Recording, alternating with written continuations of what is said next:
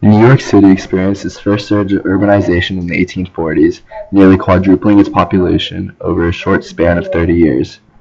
With that increase in population came a need for humanization of the city. To the other cities abroad, New York City sorely lacked a grand public park, so landscape architect Andrew Jackson Downing and poet William Cullen Bryant urged for a new park to be built on Manhattan Island.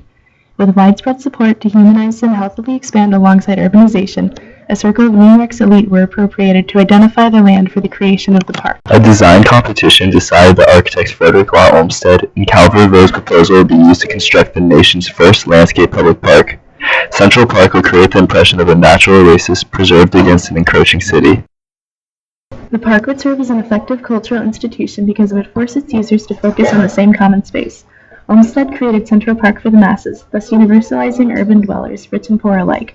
Architecturally, they had to consider how they would also aesthetically use space to take people from the chaotic city living to an underdeveloped pastoral backdrop. Their proposal, known as the Greensward Plan, was guided chiefly by the natural topography of the 840 acres of existing land. Marshland became a lake, and a belt of rock was revamped to emulate mountains. These dramatized transformations created a park for all people, as poor and rich urban dwellers could equally experience the mountains or lake for the weekend. The Greensward proposal also included that the park have a formal setting, one that was reminiscent of the public promenades and gathering places of European cities. This tract, called the Mall, was romanticized as a large boulevard that was covered by the symmetry of 150 American elms.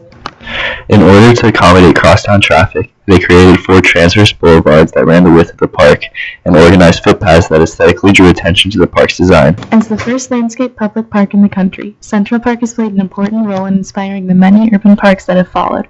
Groundbreaking design paired with thoughtful urban planning helped to transform land into landscaping and space into community.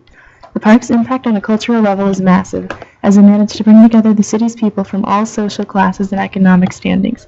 Central Park has set the precedent in public landscape architecture that cities across the world have followed.